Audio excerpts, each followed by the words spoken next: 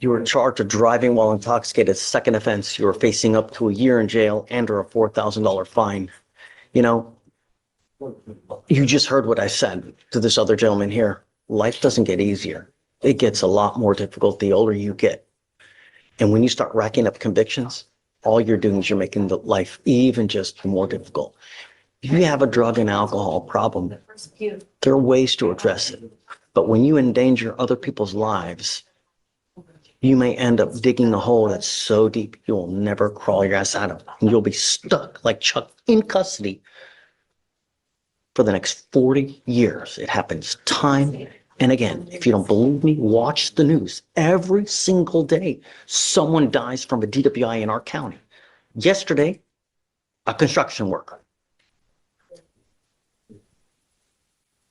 Take an Uber. It's extremely easy. They make it so easy that all you literally have to do is push one button. Because I'm going to tell you now, with your history, if you ever get pulled over and an officer smells anything funky, you're going to go down. And this time, it's out of my hands. From now on, you're in felony court. You're 2 to 10 at the penitentiary. Even the faintest smell of alcohol. Do you understand, Mr. Jaggers? Yes, sir. Somehow we have to get through to you.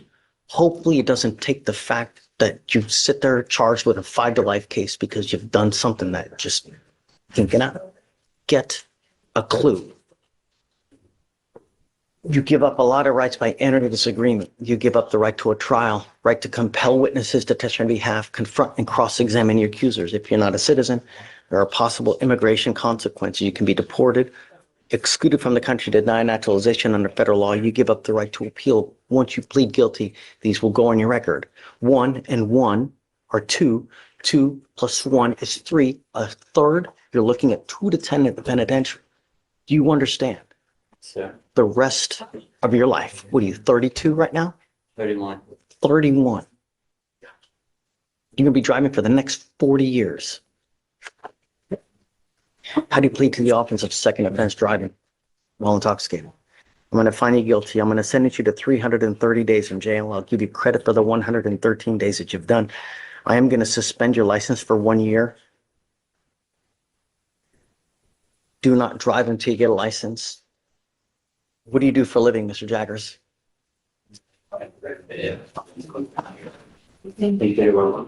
How much money do you make a month? 0 right now. I'm appointed to this case, Judge. So you're working for free? For what? Yes. I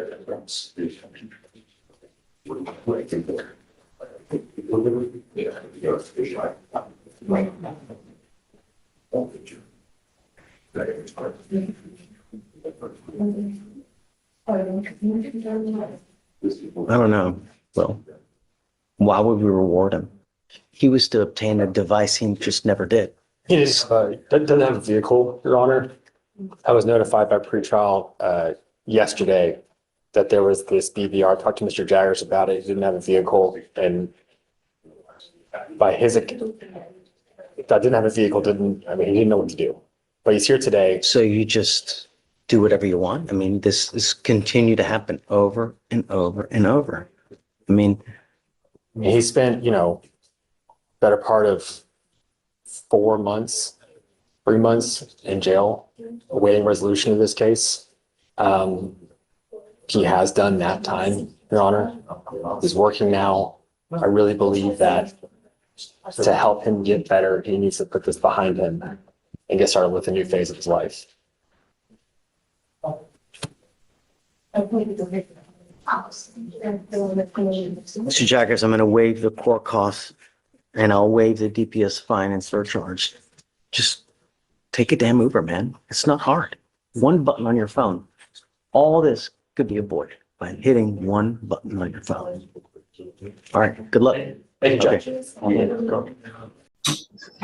You're Dwayne Leon Leroy. Yes, sir. To Leroy, you're charged with 2 cases. You're charged with driving while intoxicated. You're also charged with reckless driving. On the DWI, you're facing up to 6 months in jail and or a $2,000 fine. On your other case, you're facing up to 30 days in jail and or a $500 fine. We're going to do probable cause. You have the right to remain silent. Anything you say can and will be used against you. You have the right to have an attorney present. If you cannot afford one, one will be appointed to you, sir. November 3rd, 2024, officers observed defendant's motor vehicle traveling at a high rate of speed, 105 miles per hour, making unsafe lane changes, cutting off several other vehicles, and driving through narrow two-lane construction zones and on the Sam Houston Tollway. The officer was able to catch up with the defendant and initiate a traffic stop. Officer made contact with the driver and observed mild odor of alcoholic beverage, red bloodshot eyes, and a slight sweat. Officer observed a brown bottle of alcoholic beverage under the passenger seat, open and half empty.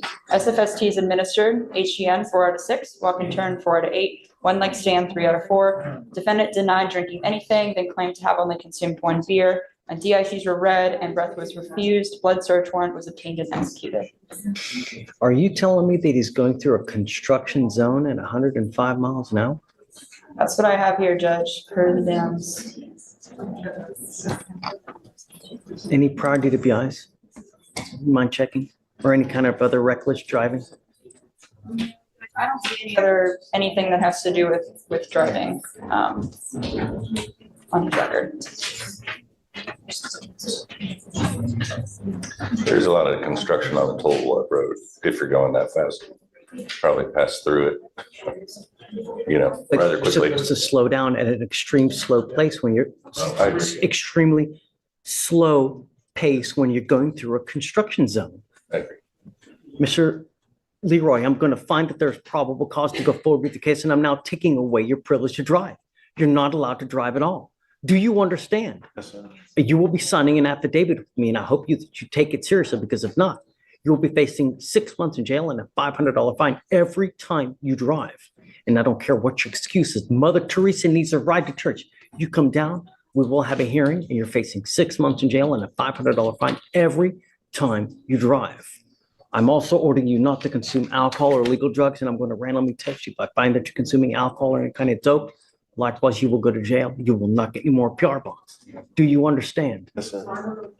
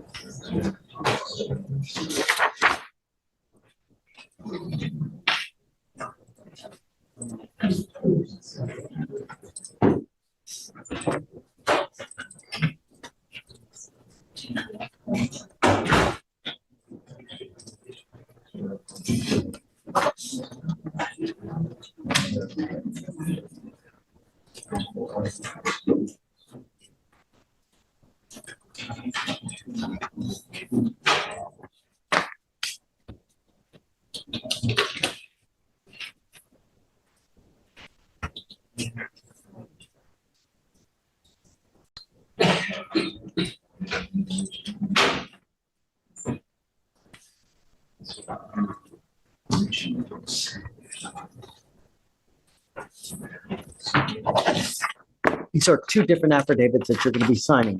So if I find that you drive, and I don't care what it's for, I will have 2 contempt hearings every time you drive. You have a lawyer. It is your responsibility to stay in touch with Mr. Aigle, and he will tell you when you have to come back to court. If he comes back to me and tells me he can't get a hold of you, you pick up a new case. You violate conditions, I will put you in jail. You will not get any more PR bonds. Do you understand? Yes, sir. Okay. All right, we'll have you go. Thanks. All right, you are Eric Matthew Mack. Yes, sir. Mr. Mack, you're charged with criminal trespass. You're facing up to 6 months in jail and or a $2,000 fine. You're also charged with interference to the duties of a public servant. On both of those, you're facing up to 6 months in jail. We're going to do probable cause. You have the right to remain silent. Anything you say can or will be used against you. You have the right to have an attorney present. If you cannot afford one, one will be appointed to you, sir. Okay. On October 30th, 2024, officers were patrolling an apartment complex in Harris County, Texas, that is known to have a high amount of crime. Officers are familiar with the property manager who has complained about trespassers in the past. There were multiple no trespassing, no loitering signs throughout the apartment complex.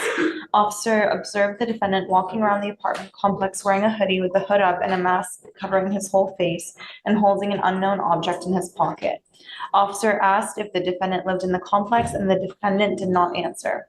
Officers believe that crime was afoot as defendant refused to remove his hands from his pocket. Officers attempted to Terry frisk the defendant for any weapons. The defendant refused to be patted down for weapons. Officers attempted to detain him for a criminal trespass investigation, but he refused to be placed in handcuffs. He resisted to be placed in handcuffs, and it took 4 minutes.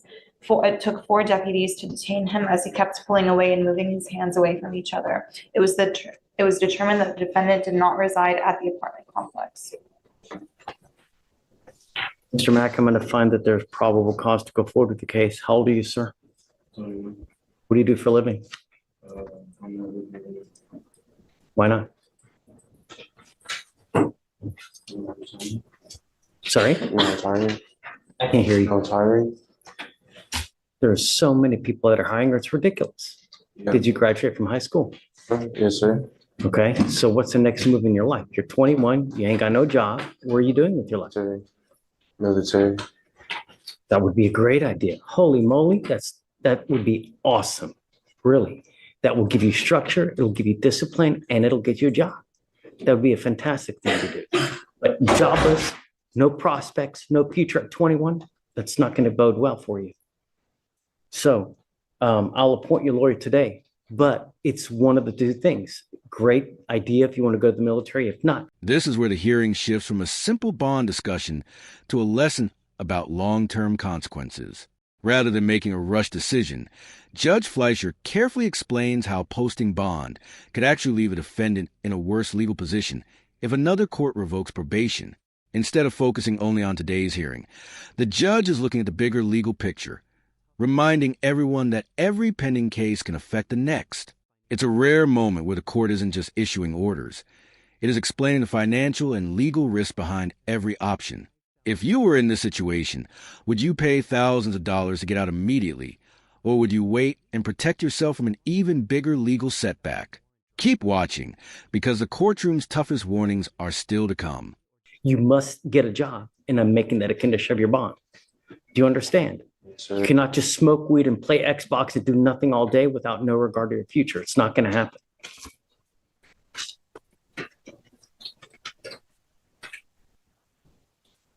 So 2 things. I don't want you going back to this location, and I don't want you to have any weapons. Do you understand? Sir. I'll have you fill out an application. I'm going to bring you back in 2 weeks, and I want to see what you have done to get a job. If you've done nothing, it's not going to go well. Do you understand, Mr. Mack? Sir. You got to do something with your life, because if not, you're going to be hunchless, just on the side of the road, begging for money without a prospect. That's not a good way to go through life. Do you understand?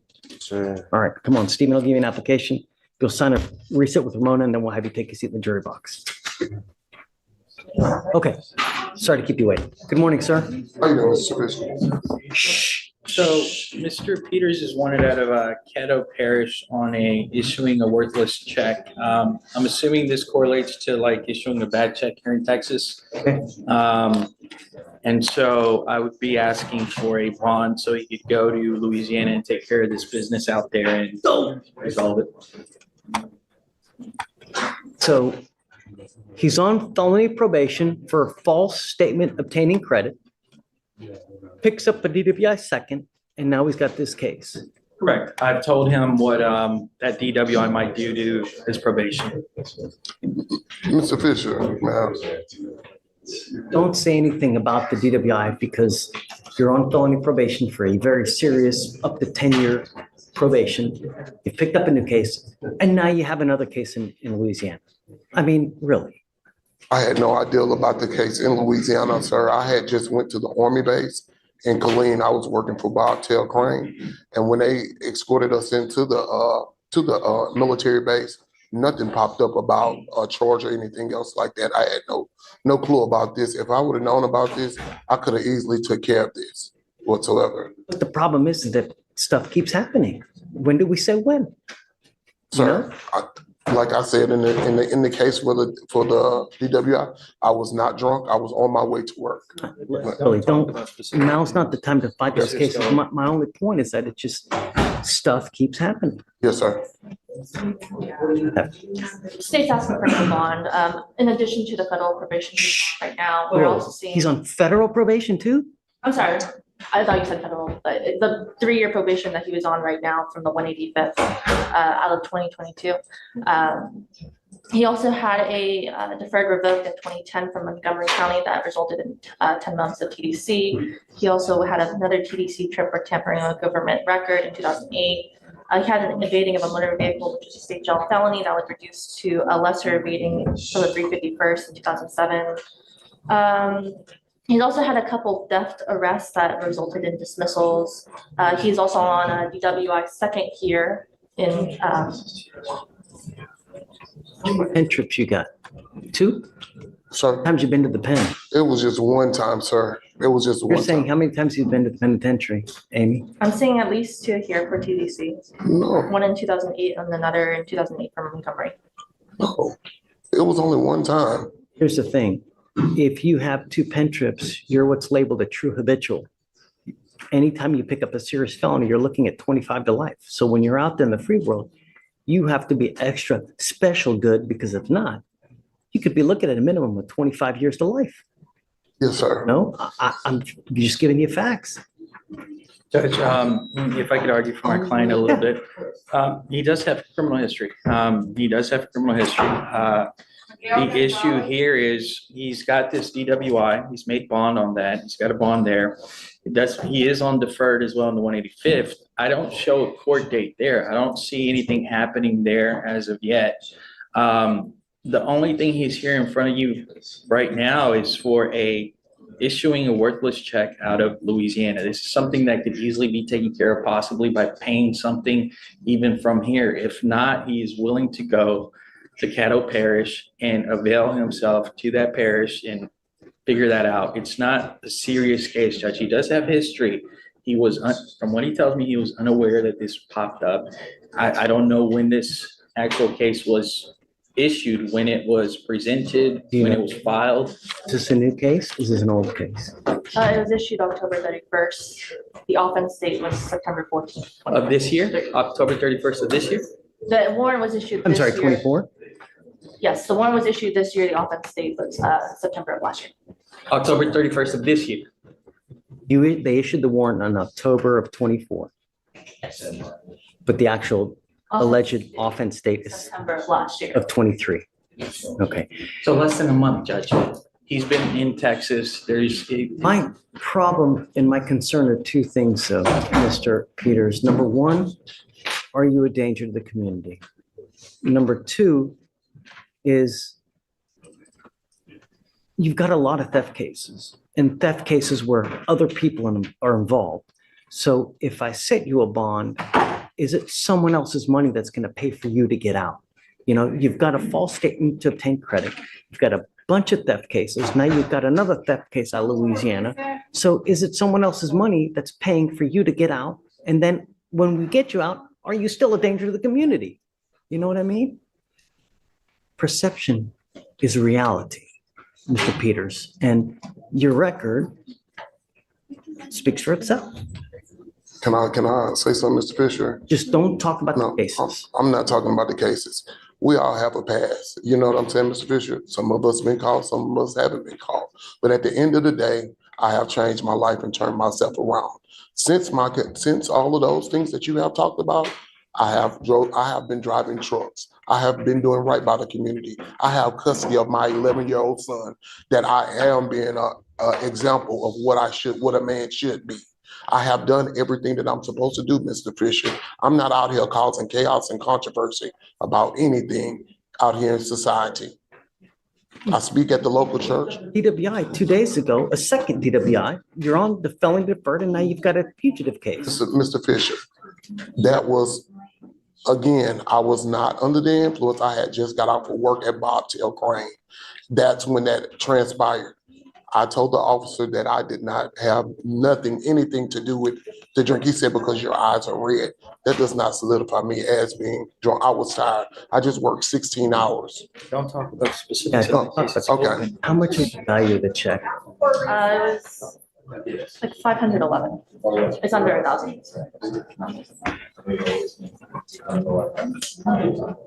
Judge, he hasn't made a mistake in your court. We're just asking. But my concern, Ricardo, is where is he gonna get the money to pony it up?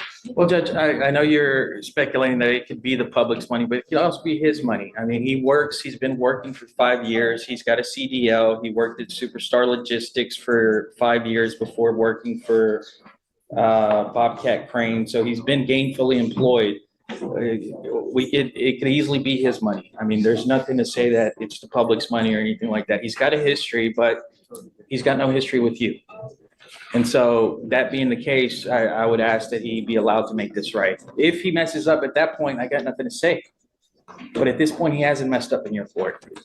Opposed to a bond? What if we set a high bond? You know, I mean, it's gonna be a couple thousand.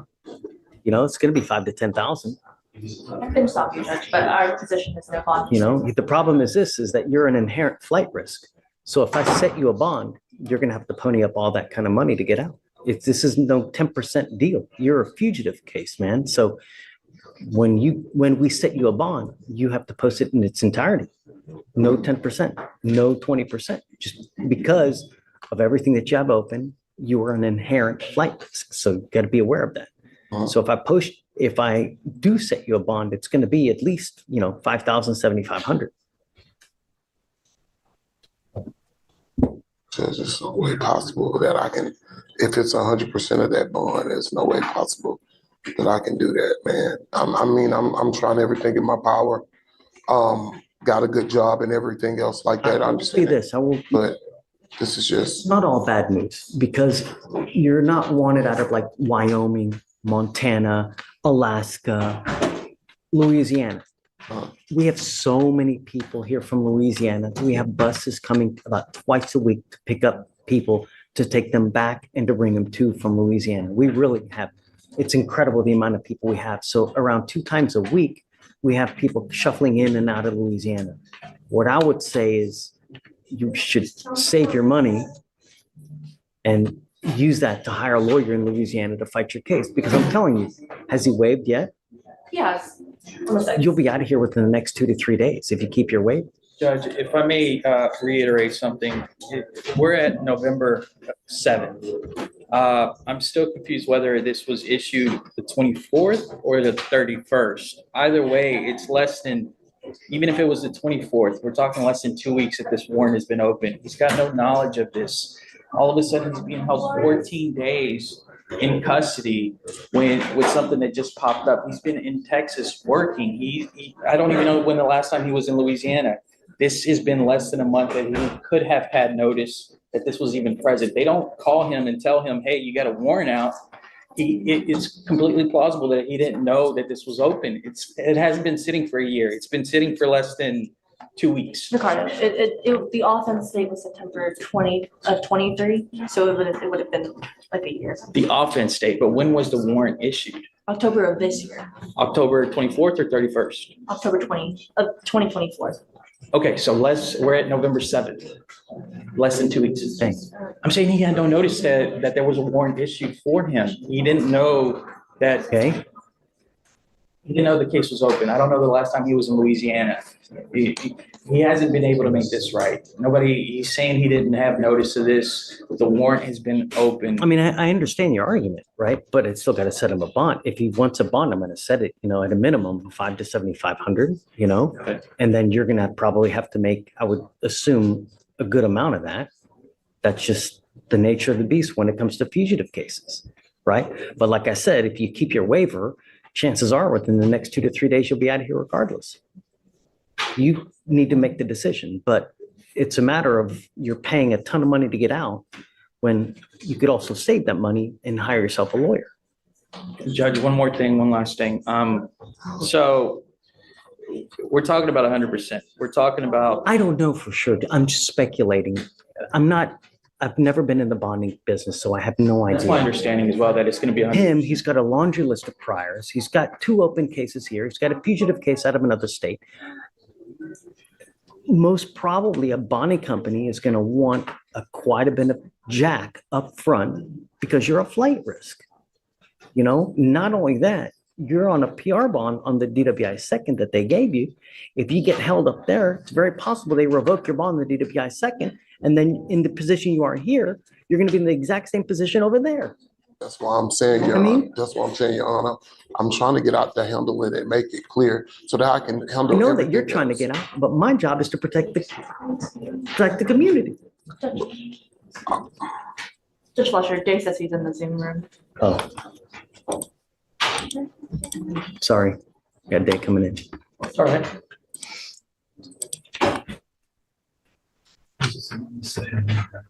Mr. Kim. Hi, Judge.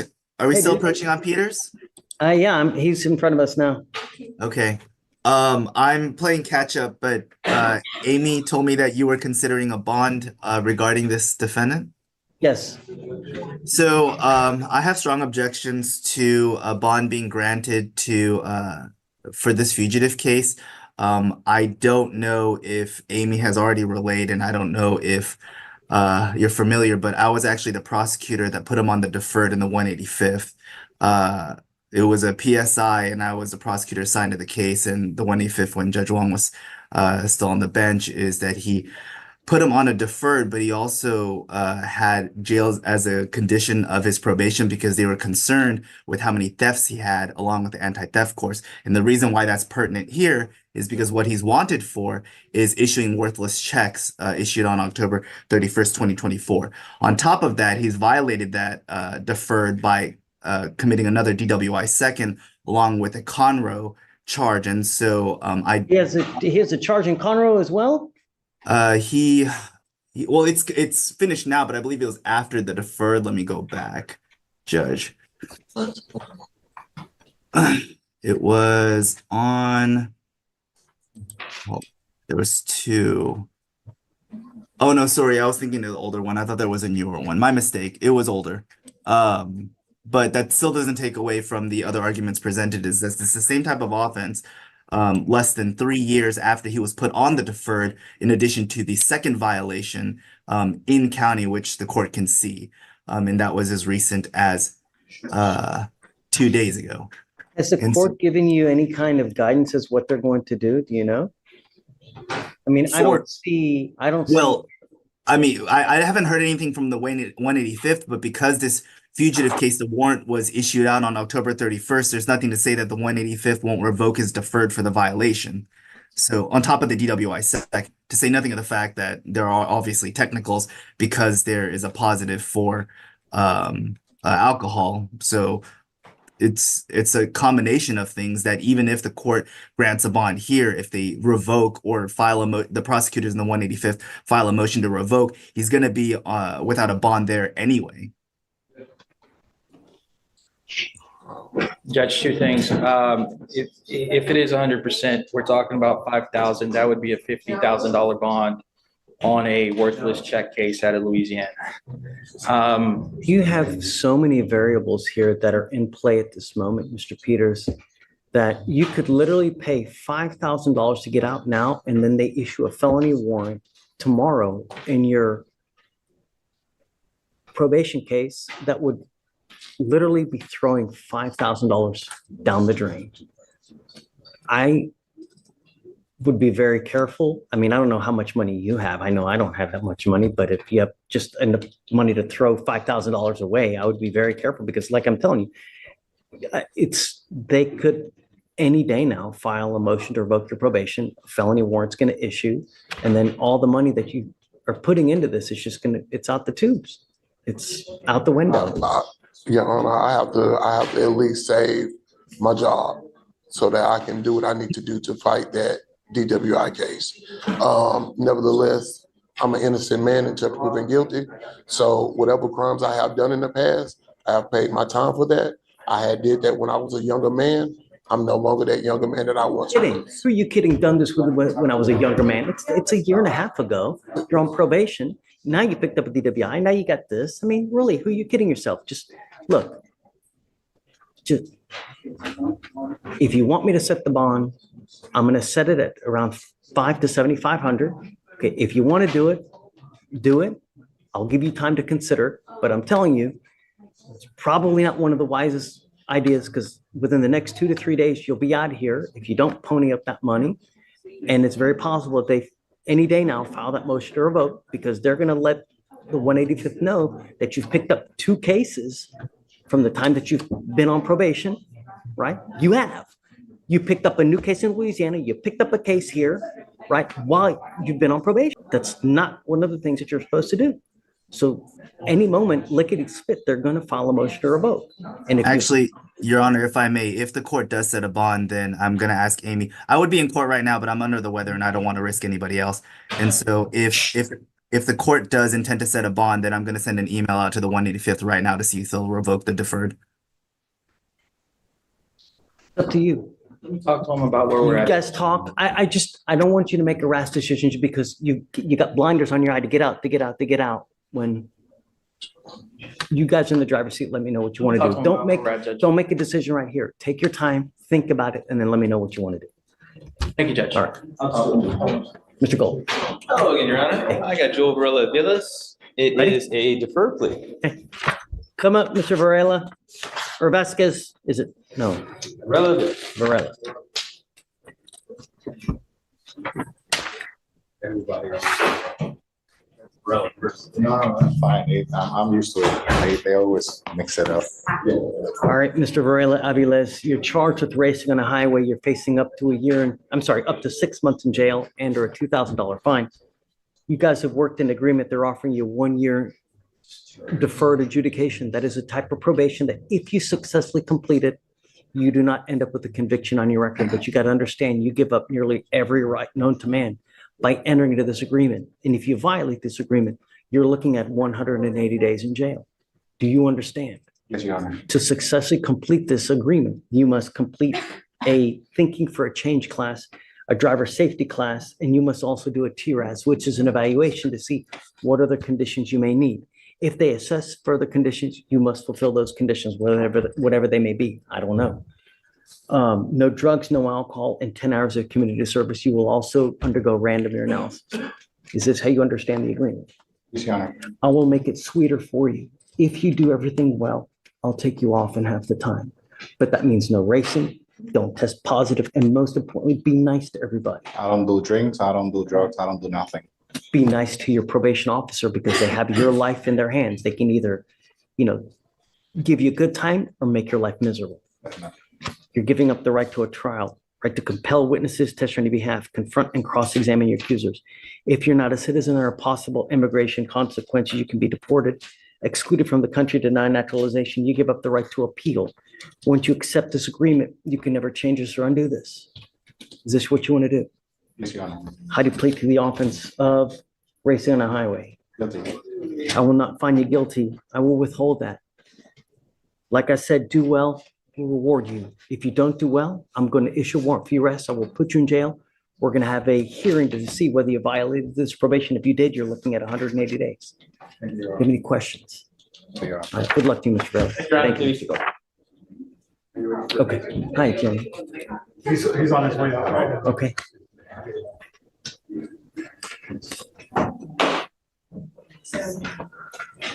How do you spell that, Jim?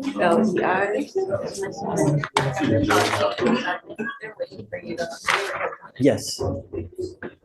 I need to send them back to him. I don't believe that. Mr. B- Agent Lumumba. Just need to put this in. Sorry, give me. You speak English? Yes, sir. Mr. Leha, you're charged with criminal mischief. You're facing up to 6 months in jail and or a $2,000 fine. You guys have worked out an agreement that they're offering you 25 days in jail, credit for the 11 days. Yes, sir. Is this what you want to do? Yes. You need to understand that this is going to go on your record. From now on, you're facing a minimum of 30 days in jail. Yes. You give up a lot of rights by entering the agreement. You give up the right to a trial, right to compel witnesses to testify on your behalf, confront, cross-examine your accusers. If you're not a citizen, there are possible immigration consequences. You can be deported, excluded from the country, denied naturalization. You give up the right to appeal. Once you plead guilty, You can never change this. How do you plead to the offense, sir? How do you plead to the offense?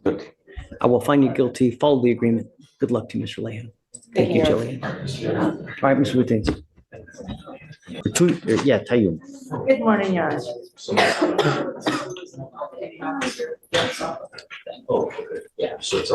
For you, Arnaldo Bernabe Larios Tayun. Yes, sir.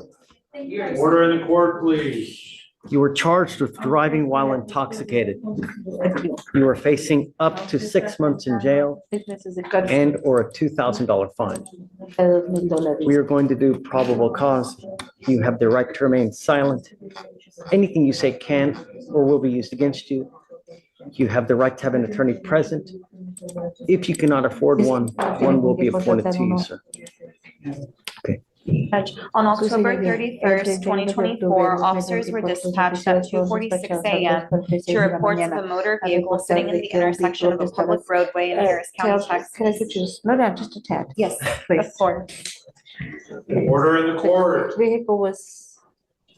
The vehicle was sitting in the intersection Estacionado en of el a public intersección de la roadway carretera, en la calle pública. in Harris County, del condado de Texas, Harris County, with the Texas, driver con el asleep at the chofer ahí wheel. dormido en el volante. Upon El perdido, arrival, los policías, officers located ellos, defendant's motor vehicle encontraron el and vehículo, observed sacaron defendant manos, to be the y lo sole vieron que era el occupant único of the que estaba vehicle. en el vehículo. Upon contact Cuando with the hicieron contacto defendant, con el acusado, officers los observed oficiales red vieron glossy que tenía eyes, sus ojos brillosos, slurred la speech, and an tonalidad para odor of hablar, y un olor alcoholic de alcohol beverage emitting from the que venía defendant's person, de su persona. along with poor Cuando balance. también no se podía balancear. The defendant El admitted to acusado drinking, admitió de que and había an tomado, inventory y of cuando the hicieron vehicle inventario del vehículo, yielded several vieron de open, que cold to the varios touch beer cans, Drinking while driving. y tomando, most of which were mostly cuando empty. la mayor parte estaban vacíos. SFSTs were La conducted, FST se hicieron 6 out of 6 6 del HGN, HGN, plus vertical gaze también el nystagmus, nystagmus vertical, and 3 out of 4 one-leg stand. 3 de 4 de pararse en una sola pierna. The defendant El failed to perform the acusado walk and turn no pudo because he hacer failed to caminar y follow voltear porque no instructions. siguió las instrucciones. DICs were read but Entonces se le refused, leyó, and a se warrant was negó. signed and Entonces se executed. firmó una He orden y has se no driver's license, hizo. judge, and no No tenía prior criminal licencia ni history. tampoco tenía ningún antecedentes. I would hope No, that you recognize it's elementary that you're not supposed to have alcohol in the car while you are driving, Mr. Tayun. Señor Tayun. Do you have a Texas driver's license? Look at me. Míreme, no, Not a usted allowed no to se le drive. permite conducir. What is your immigration status? Are you a United States citizen? ¿Es ciudadano americano? No. No, Are you in this country with or without permission? without. What happens if you go to jail?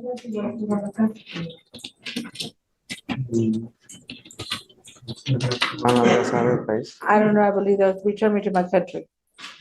Cierto. You will sit Usted va in jail a la cárcel. waiting for this case to be over with, and then you will be shipped off to immigration. Lo mandan como But you will sit in immigration custody for about 6 to 9 months, waiting for immigration to do whatever they're going to do. And I'm going to tell you now, the incoming president is not very sympathetic Ese no es muy with people simpático. who are in immigration custody. Ay, ay, Do you understand? ay. ¿Entiende? Yes, sir. I'm putting conditions on you Una condición- and your bond. And if you violate it in any way, then you will go to jail. The reason you got out as quick as you did is because we gave you a free bond. It will not happen again. You violate conditions. More importantly, if you drive, because I'm ordering you not to, then I'm going to make your bond extremely high. This is a promise that you're going to make to me today, that you're not going to drive. And I don't care what is going on in your life. A mí no me importa. You drive. I can have a contempt hearing.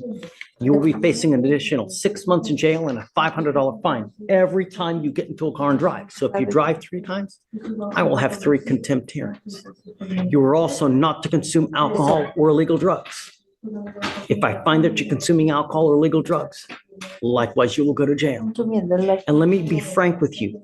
If they charge you with the open container, that is a minimum of 5 days in jail And I'm going to tell you, if you do anything more than 4 hours in custody, you will be stuck like Chuck in custody with an immigration detainee. Do you understand? Sí, señor. Yes, sir.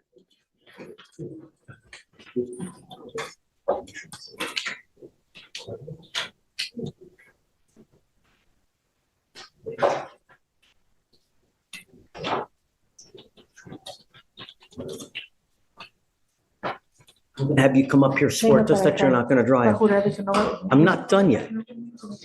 After that, you will get to Ramona where you will sign a reset. a firmar la After that, you'll get with Fleischer for your bond conditions. This is the only warning that you will get from us, Mr. Tayoun. So take it. If not, you will spend a lot of time with us. When you come back, please have a lawyer, sir. Now you may go. Paso para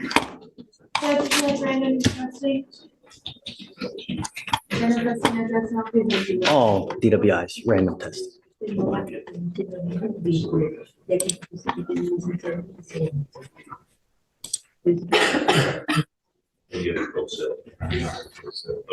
I do not have that paper.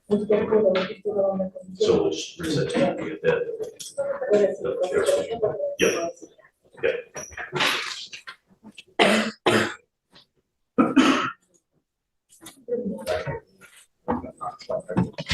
Yes.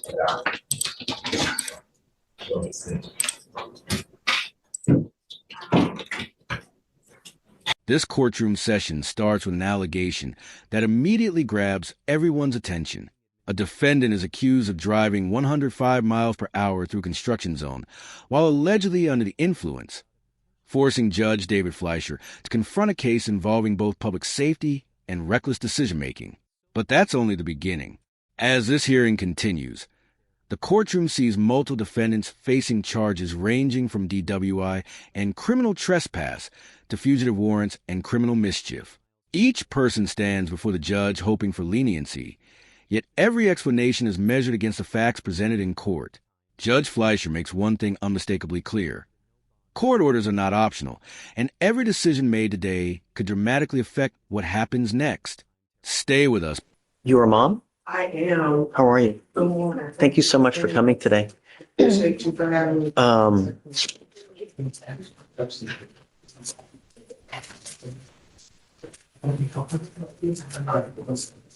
You know, Mr. Hall, so with the 4 open cases, you're lucky to be out. You know, you really need to listen to mom so that a 5th case doesn't occur. It's not going to go well if you pick up a 5th one. Do you understand? You have to excuse me, I'm sorry. It's okay. They're trying to do 2 medicines on him. And it doesn't have him here, if it makes sense. He's listening, but it has him, if you speak, he's dragging. And I'm okay with that because I can control what's going on. As I was there, I work in the incident business. I work in conjunction with the one thing that we can do, the sheriff department. And I work with the homeless. I came out of engineering because he taught me 2 things. I have to pay attention to what's going on at home and not just give love to people on the street. It makes sense, right? That's great. That's wonderful. I've done my homework recently, these big last 2 situations. His grandmother and his grandfather is dealing, they had mental ideations as well. So it triggers, mom says, be careful who you choose, but we can't be careful who you choose, right? Right. That was love. So I'm holding on gracefully to this. You have to excuse my appearance. I've been in cold gray. Oh, please, you look great. But my concern is that please tell me he's living with you? Yes. Wonderful. Okay. As I said, I'm bringing paperwork together to get custodial. Guardianship. Okay. To get placement to stay there. You know, I'm happy to, whatever you need, we're happy to give you. You know, we have a lot of resources here that we can always, you know, try to help you with, you know. Appreciate you. All you need to do is ask, you know, if you need tablets, cell phones. We can also do evaluations to see, you know, how we go forward. So I'm all ears and I'm with you, whatever you want. you know, whatever conditions you think are appropriate, we can put on it. We just had an evaluation on the, Is mom's the CW in the cases? Or, So Judge, these are old cases from what I remember, 2022, So fair the- ID, the trespass. well, we have one terroristic threat of a peace officer or a judge. Is that right? I just, okay, this is what happened. no, don't. I just, We just did a psych evaluation okay. and we were in the room. I hope I'm. No, let's not, don't. It's really, it's, I'll talk about that right now. yeah, that's something that we can do later. But at this time, I will leave him in your care, your, whatever you need. We're here to help you out with. The only thing I'm going to ask is just you guys, just please stay in touch with Kavita. She will help you out. And I just don't want a fifth case. That's it. I'm with you. So how long do you want to set it out, Kavita? I think maybe a 6-week, the evaluation, all the medical together and talk. Okay. Okay. I'm going to waive his appearance. That way he doesn't have to waste his time coming to court, but just be nice. Self-control. All these cases are because of no self-control. You get upset and you wake out. But think, it's okay. We all get angry. We all do. But just think before you act. Think before you speak. That's it. Listen to mom. If you ever need anything, come back and I can help you out with whatever you need. Just say the word. Okay? Judge, in regards to bond conditions, how did you want to handle that? So the bond conditions that I'd like is just no contact with ever the terroristic threat cases and just no weapons. That's all I would like. It's not, my concern is that it was a healthcare provider, because that's what I was thinking. Is that someone that he's currently seeing? Do you know? Alex, who in the In the most recent case, who's the complaining witness? most recent case, let me see.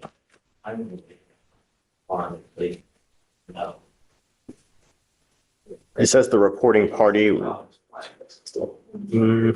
Oh, that case is upstairs. It's not even with us. I'm That's all, sorry. Your Honor. So disregard it. I thought it was with us. Yes, Judge. So the only condition is just no weapons. That's it. Okay. And just stay in contact with your lawyer. Okay. Absolutely. Mr. Halsall, good luck, bud. All right. Okay. Thanks, committee. Thank you, Judge. May you be excused?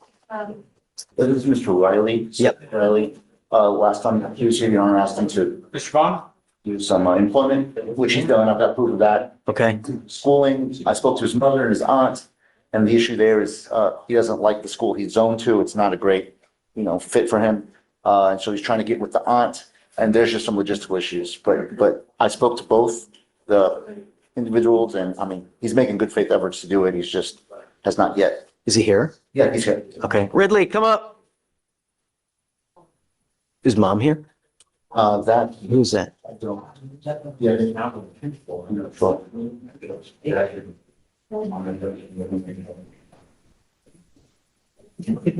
I spoke to her last night and this morning, here. And so I told her. Oh, yeah. No, Is that mom? Hey, mom? Come on up. Yes. So it's pretty easy to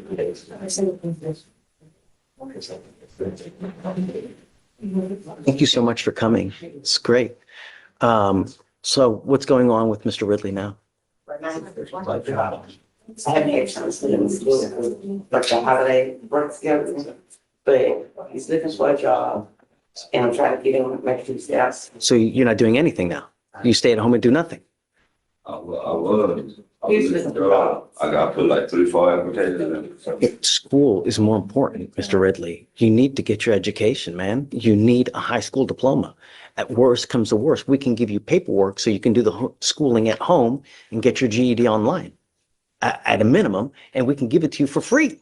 But I mean, you're at home you're not working, you're not going to school, you're doing nothing to make life better for yourself. Life doesn't get easier the older you get. It gets more difficult. If you don't have a job, if you don't have an education, you will end up nowhere. And life sucks without money. Trust me. Do you understand? Okay. Do you mind giving them the paperwork, please? We need to be somewhere, Mr. Ridley. I'm going to give you another couple weeks, 2.5 weeks. At the minimum, be enrolled to start working on your GED. Do you understand? I'm also going to drug test you. I'm not going to let you there's no smoking weed, none of this. Do you understand? If I find that you're using, I'm going to revoke your bond. I'm going to keep you. Do you understand? All right. One other issue, Judge, we would request, the complainant has made contact with the DA's office and let her thoughts be known on the case in a RIP call. And so we request that the no contact be just brought down to no threatening, harassing. Who is it? It's a girlfriend situation, Judge. And I spoke to DV about it. He reviewed it and said he was going to leave notes, that they had no opposition to that.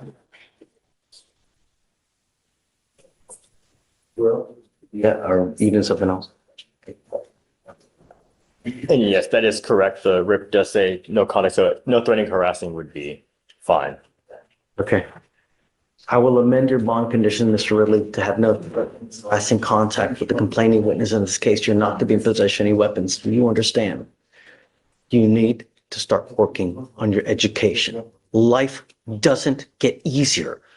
Do you understand? That's my main concern. You graduate, you get your GED, we're all going to be jumping up and down because that's what you need. Without a high school diploma, you will literally make pennies when everybody else is making dollars. Do you understand? I'm bringing you back in 2 weeks. If you've done nothing, it's not going to go well. You understand? Yes, sir. Okay, see you in 2 weeks. All right. Good morning, Mr. Arlene. Sir, you are charged with unlawful carrying of a weapon. You are facing up to a year in jail and or a $4,000 fine. You're going to do probable cause. You have the right to remain silent. Anything you say can or will be used against you. You have the right to have an attorney present. If you cannot afford one, one will be appointed to you, sir. Yes, Judge. Okay. On January 16, 2025 at 12:04 a.m., the officer observed a vehicle traveling the wrong way at Belfort Avenue in Harris County, Texas. A traffic stop was initiated, and the defendant, the driver, did not initially roll down his window. After multiple commands by the officers, the defendant finally rolled down his windows, and the officer observed the defendant to make further movements as if to conceal something. The defendant did not produce his driver's license, and the officer observed a strong odor of marijuana from the vehicle and his person. The officer observed the defendant to have a loaded firearm in his waistband, and the defendant stated he smoked earlier and was not the registered owner of the vehicle. The officer located in plain view, sticking out of the defendant's right pocket, a small package with training and experience is used to conceal marijuana. PC search was conducted, and the officer found 3.31 grams of marijuana under the driver's seat, and the defendant admitted the marijuana was his. Arlene, I'm going to find that there's probable cause to go forward with your case. If you run his license, see if he has. Not eligible, Your Honor. Okay. You are not allowed to drive. I am making that a condition of your bond. I don't care what's going on in your life. If you don't have a license and liability insurance, you are not allowed to drive. Do you understand? You will be signing a promise with me. Like I said, I don't care if there's a burning building and you have to say 50 people. I'm going to have you come up here, swear to us that you're not going to drive. Do you have the ability to hire a lawyer, Mr. Arlene? Okay, I'm going to have you fill out an application. I need to know everything about you, and I'll take a look to see whether you qualify. Don't pick up any new cases. Don't become a danger to my public, and above all else, do not drive. Do you understand? Okay, come on. Sir, you're charged with unlawful carrying of a weapon. You are facing up to a year in jail and or a $4,000 fine. We're going to do probable cause. You have the right to remain silent. Anything you say can or will be used against you. You have the right to have an attorney present. If you cannot afford one, one will be appointed to you, sir. Okay. One moment, Your Honor, it's loading. Okay. On January 15, 2025, the officer was conducting surveillance in the Greenpoint area, and the officer was in an unmarked vehicle in an apartment complex and observed 18-year-old defendant join up with two other males, co-defendants, he had already witnessed using a firearm. The three males walked around the apartment complex together, and the officer witnessed the defendant being given the firearm and wave it around. The two other males encouraged the defendant to shoot the gun, and the officer did not see the defendant fire the weapon, and the officer maintained visual until the officers were able to detain all three defendants at a nearby gas station. The gun was found in the co-defendant's waistband, and all three individuals were placed in custody. Mr. Saavedra, I'm going to find that there's probable cause to go forward with your case. I'm ordering you as a condition of your bond not to be in possession of any weapons. Do you understand? I'm also ordering you as a condition of your bond not to be in contact with any. Did anyone else get arrested in this case? Or is it just him? I'm ordering you not to consume alcohol or illegal drugs. I'm sending you for a test right now. You're to come back. If you fail the test, if you fail to come back, I'm going to issue a warrant for your arrest. Do you understand? Your Honor, there's a co-defendant in court 4. The cause number is 2547734. You want to send it? Yes. Okay, so let's just do this for now. Go ahead, take a seat for me. We're going to transfer your case to the other court because that's where it belongs. Okay, please. And you are charged with driving while intoxicated. It's elevated to a Class A misdemeanor because of the high blow.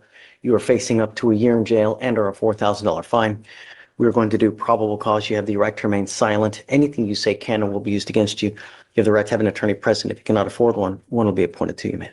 Yes, Judge. On January 16th, 2025 at 2:02 a.m., the officer was dispatched in an attempt to locate. The officer was advised the defendant's sister was concerned for her well-being after not hearing from her. The defendant's sister stated her last known location was the Den, a bar, where she got a flat tire. While searching the area, the officer located the defendant's vehicle at the entrance of the University of Houston, and a witness was flagged down to assist changing the defendant's flat tire. The witness stated he observed the defendant as the sole occupant of the driver's seat of the vehicle, and the surveillance video showed the defendant's vehicle in motion at the time the witness came into contact with the defendant. The defendant was identified with Texas driver's license, and the officer made contact and observed a strong odor of an alcoholic beverage, red, glossy, bloodshot eyes, and slurred speech. The defendant admitted drinking a wine cooler earlier in the day, and standard field sobriety tests were conducted. The officer observed the defendant to be unsteady on her feet as she walked to the sidewalk, HGN 6 out of 6, walk and turn 5 out of 8, one leg stand 1 out of 4. The DIC was red and the defendant consented to breath. The results were 0.185 and 0.181. And you're telling me there's video of her driving? Yes, Judge. Ms. Levy, I'm going to find that there's probable cause to go forward with the case. Have you run your license and any prior DWIs? Driver's license is eligible and no priors, Your Honor. Okay.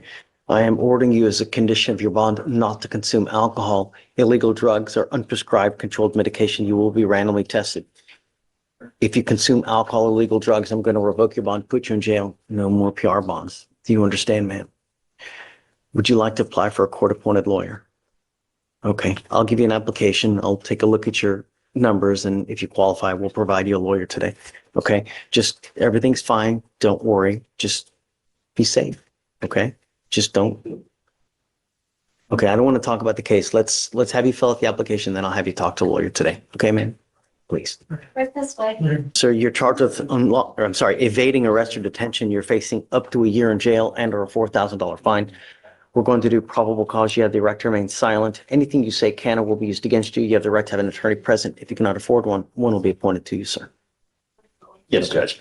On January 15th, 2025, the officer was dispatched to Texas Southern regarding a male on campus possibly carrying a firearm.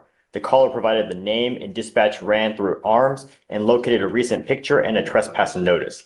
The officer observed the defendant walk into the library, immediately walked out accompanied by a second black male, and the officer attempted to detain the defendant, and the defendant ran northbound, ran through an apartment complex.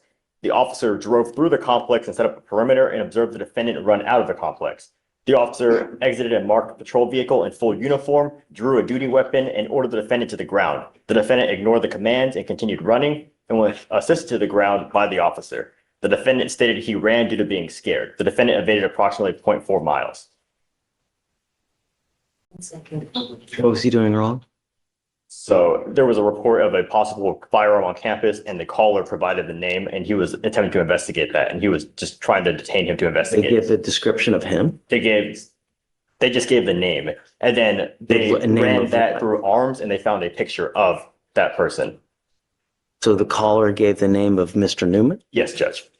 gave Mr. Newman's name. The officer ran that name and found a picture and then observed him leaving the library and attempted to detain him. Yes. And then he ran. There was also a current trespass notice for the defendant as well. Yes, Judge. From TSU? From the arms or TSU. Yes, Judge. They found for TSU through arms. Mr. Newman, I'm going to find that there's probable cause to go forward with your case. Let's do this. I'm going to appoint you a lawyer today because there's several things that we need to look at. So do you mind reaching out to the MAC for Mr. Newman? Mr. Newman, assuming we go forward with the case, you're not to be in possession of any weapons. Do you understand? I'm making that a condition of your bond. Yes, sir. If I find that you have any weapons, I'm going to revoke your bond. I'm going to put you in jail. Just all I want is my community to be safe. I'm not asking for much. You understand? Okay. I'm going to have you sign a reset Victoria, then we'll have you take a seat in the jury box, sir. Okay? So you're charged with driving while intoxicated. You are facing up to 6 months in jail and or a $2,000 fine. You guys have worked out an agreement where they're offering you 3 days in jail with credit for the 2 days that you've done. You need to understand, sir, that this charge will go on your record. It's going to be there for the rest of your life. When you plead guilty, you give up the right to appeal, meaning that you can never change this. Do you understand? Yes, yes. You are giving up the right to a trial, right to compel witnesses to testify on your behalf, confront and cross-examine your accusers. If you're not a citizen, there are possible immigration consequences. You can be deported, excluded from the country, denied naturalization under federal law. Do you understand these rights that you're giving up? Yes. You also need to understand that there are no more proverbial slaps on the wrist.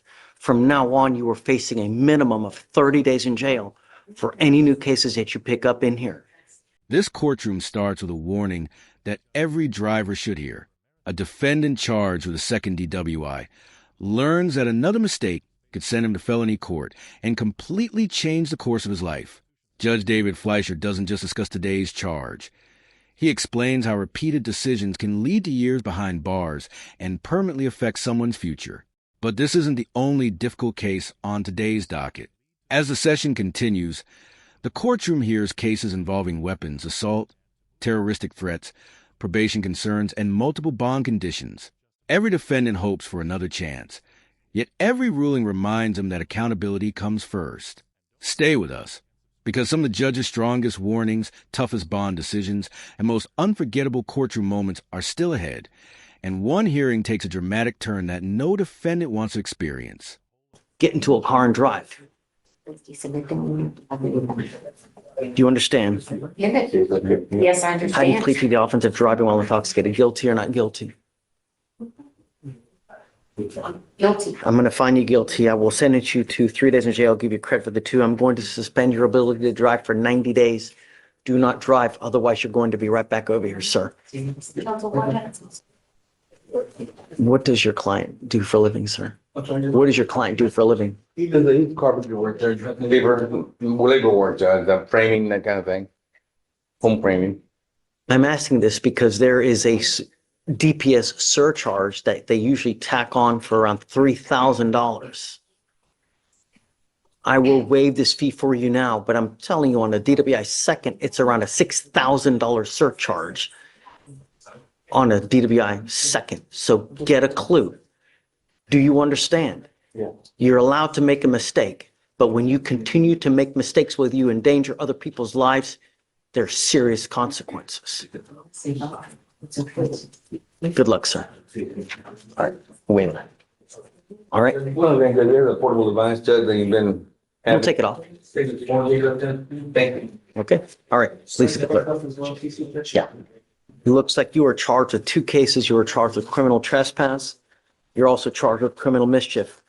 On both of those, you're facing up to 6 months in jail and or a $2,000 fine. You've worked out an agreement. They're offering you 48 days in jail with credit for the 16 that you've done on the criminal trespass. They're dismissing the other case. Yes, Your Honor. Time served on the criminal trespass and dismissing criminal mischief.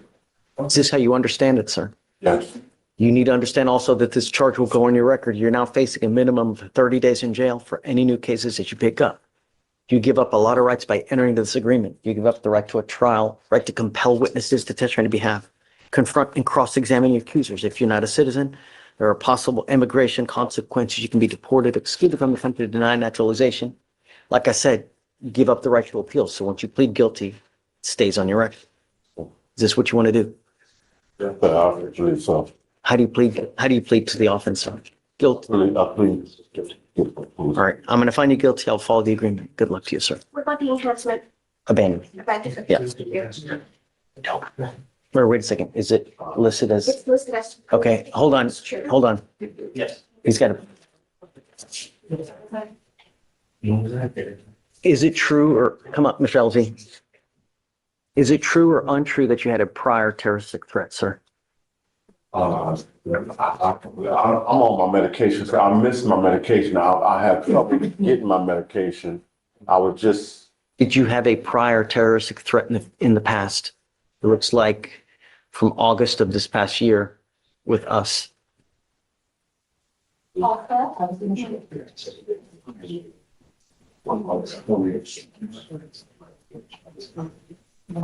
I don't remember any terroristic threat towards you guys, No, just in general.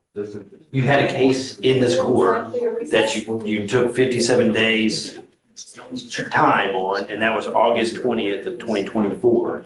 Do you remember taking that plea bargain? I believe I was in court before, but That's all we need to know. That's it. Okay. All right. Thank you. I don't know if have we found probable cause on this first case? Or I mean, on the new case? Let me express my extreme disappointment, Mr. Guevara Ortiz. You now stand charged with yet another DWI. On this one, you're facing up to a year in jail and or a $4,000 fine. We're going to do probable cause. You have the right to remain silent. Anything you say can or will be used against you, sir. Yes, Judge. On January 19th, 2025, at 11:43 p.m., the officer was dispatched due to a concerned citizen following a possible intoxicated driver. The call was near Northborough in Houston County, Harris County, Texas. The officer arrived at a public place and observed the defendant, the driver, and sole occupant of the vehicle. And the witness stated the defendant was observed to have severe damage to the front passenger side, and he struggled to stay in its lane several times. The witness had eyes on the defendant until the officer arrived, and the officer made contact with the defendant, who advised that he had 3 Coronas and was coming from a gas station where he purchased the beers while driving home. So drinking while? No, Your Honor, there's no indication of that. He just purchased while driving home. And the officer observed glossy eyes, delayed responses, and a strong odor of an alcoholic beverage. The officer conducted standard field sobriety tests, HGN 6 out of 6. The defendant refused the walk and turn and one-leg stand due to the cold temperatures. The defendant was read the DIC and consented to breath. The results were 0.189 and 0.177. Mr. Guevara Ortiz, I'm going to find that there's enough probable cause to go forward with your case, and I am now going to revoke your bond on your first case, and I'm going to set it at $10,001. You now also have an immigration detainer, so you'll be stuck in there, I guess, until I need to know, counsel, if you guys are planning on trying to get him an immigration bond or not. Your Honor, we don't represent him on the immigration case, but it's my understanding from Mr. Breston that there's an effort to address that. Okay. You're signing on for Mr. Breston now, right? Yeah, I work for him. Yes, sir. Got it. All right. Mr. Guevara Ortiz, I'm now ordering you to have an ankle monitor on your ankle, and I'm giving you a curfew of 7 p.m. to 7 a.m. I'm going to put a SCRAM ankle monitor on you so I know that you're not consuming alcohol. On your other ankle, you will get a GPS monitor. I don't know if you're getting out of custody, but if you do get out of custody, these will be your bond conditions. You will have on one ankle, like I said, a SCRAM monitor, so I know that you're not consuming alcohol. On your other, you will get a GPS monitor, so I know that you're abiding by curfew. Do you understand? Yes. Okay, so I guess we'll set you out for 30 days. Just keep us in the loop. If you're able to get an immigration bond, you must be here the next business day. If you fail to do so, I'm going to revoke both of your bonds and set them extremely high. Do you understand? Yes. Okay, all right. Thank you, Your Honor. Thank you, sir. Okay, so tell me what's going on. Dave's asking for extension. So this one for Sims, we're asking for an extension from Mississippi for a probation violation for malicious mischief. Obviously, due to Winter Storm Enzo, they're requesting extension because the airports were literally closed. Get ready, we're gonna get so many of these, you know? Let's get ready. Yeah, they're There's- coming. And so this one, they're requesting out to the 27th. Or sorry, the 28th. They'll pick up on the 27th, but because even with when they were originally supposed to come on the 21st, it wrapped around the weekend. That's why we're entering the pre-signed waiver. Ricardo is opposed, which is why I'm entering it. Okay, I mean, I have to, circumstances beyond, act of God, right? As they say. Of course, I gotta be opposed. I gotta fight for my client. His expectation was to get out at a certain day, through no fault of his. He's gotta be here an extra 7 days, looks like. He doesn't control the weather. Nobody does. Is it 7? It's because the original pickup date was the 21st. Well, so the 21st, and then the court reset date would be the 28th. They're looking to pick them up on the 27th. Just get it a little bit less than a week. Understand that there is an act of God, right? That just completely close everything. You get just one kernel of snow, the entire city shuts down. So I'm going to grant them an extension. You're not going to get another one. I have to ask Judge. So understand, Mr. Kim, that I don't. They had like 13 days before the snow.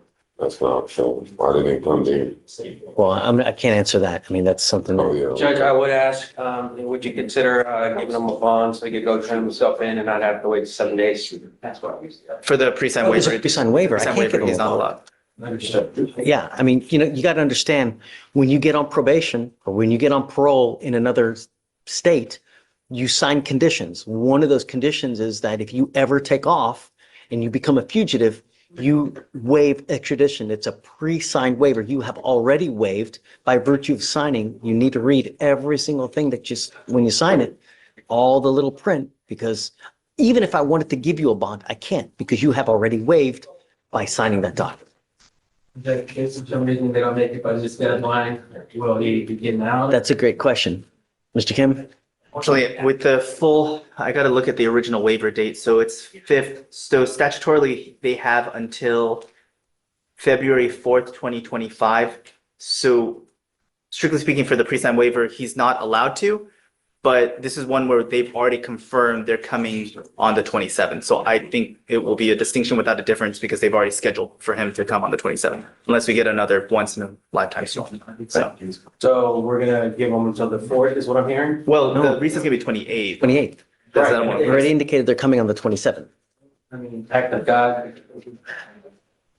I don't see anything happening between now and then. Otherwise, the news would be just going nuts, Understood. All right, Yeah. well, I mean, should something happen, we'll cross that bridge when we get there. we're back up here. They've said that they're going to come get you absolutely on the 27th. I don't know what time, but on that I'll day. confirm with them that we approached and then submit the order and triple check today that that is still the confirmed date, because obviously we've had ones in the past where we confirmed too late and they had to move it. So I'm going to triple check today. Okay. He'll let you know. I'll talk to them. Okay. Thank you, Judge. We'll talk some more. Mr. Sir, you were charged with driving while intoxicated.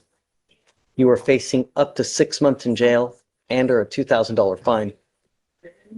You have worked out an agreement where they're offering you 3 days in jail with credit for the 2 days that you've done.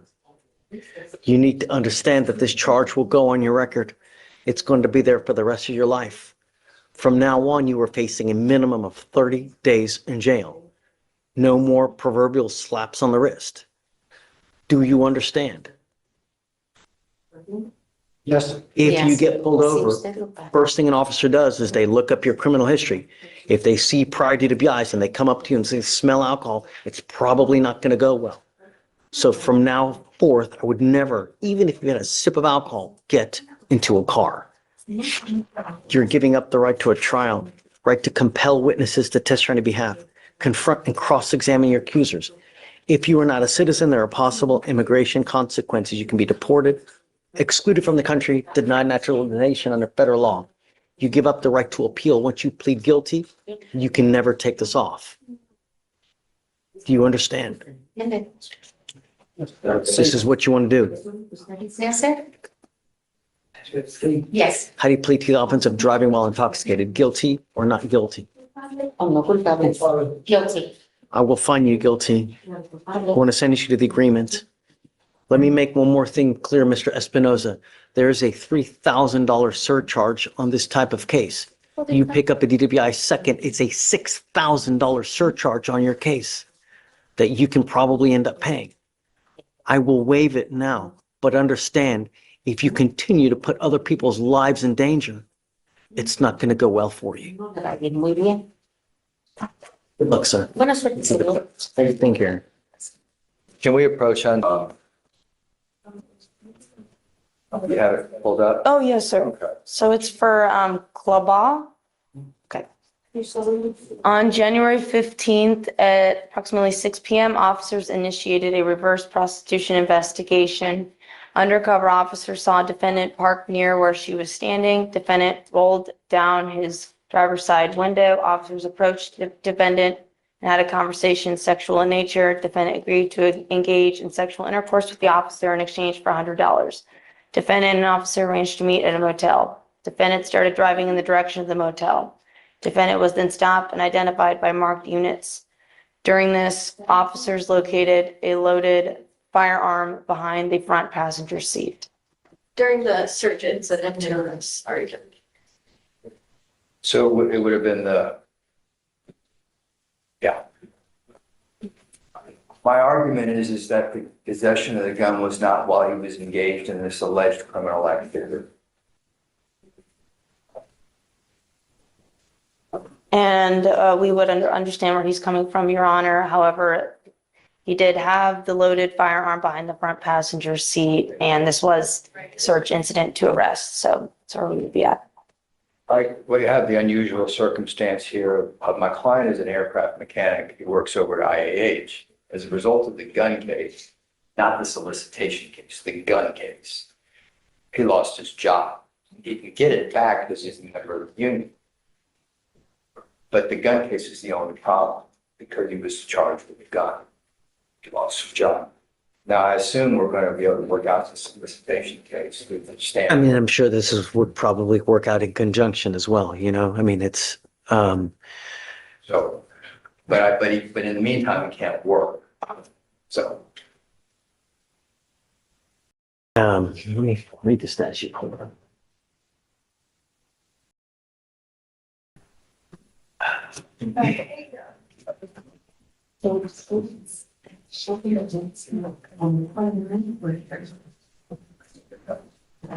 That will have to finish oh, what is this? One of the I tried to replace my plumbing, but I forgot to shut off the water.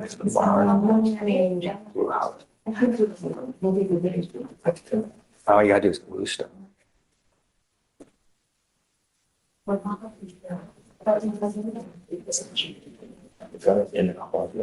So I'm looking at 46.02.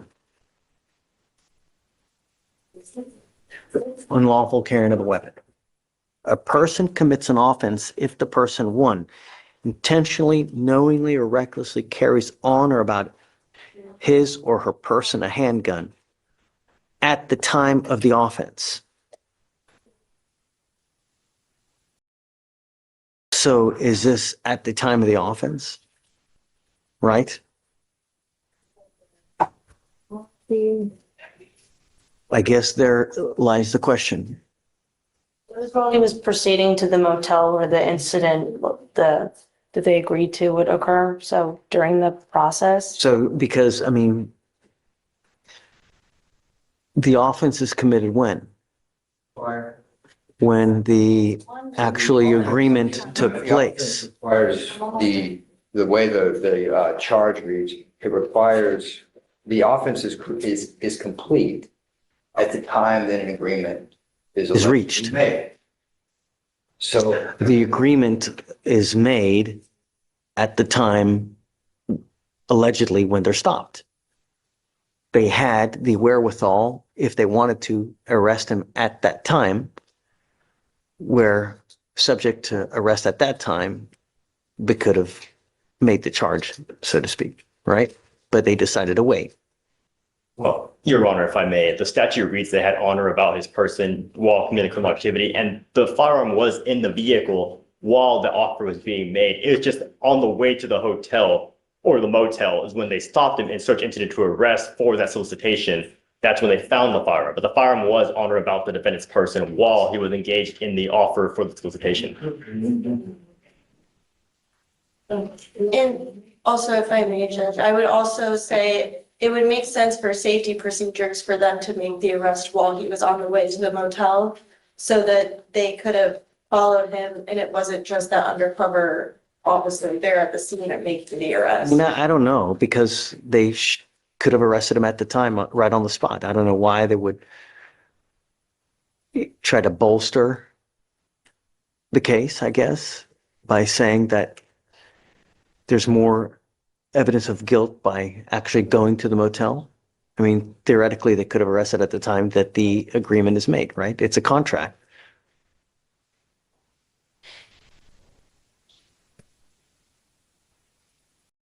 Judge, I think we would just stick to the way the statute is worded is while engaged and the firearm was there. And they could have arrested him earlier, but as Mackenzie knows, they do that routinely for safety purposes as well as perhaps as you mentioned, they could have done it for further evidence as well, further investigation. Prostitution cases I've seen is they arrest right on the spot, right then and there. They don't wait.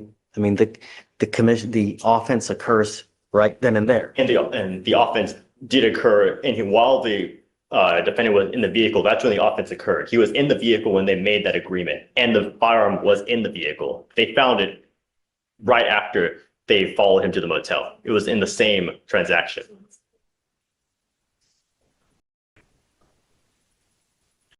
the offense was complete.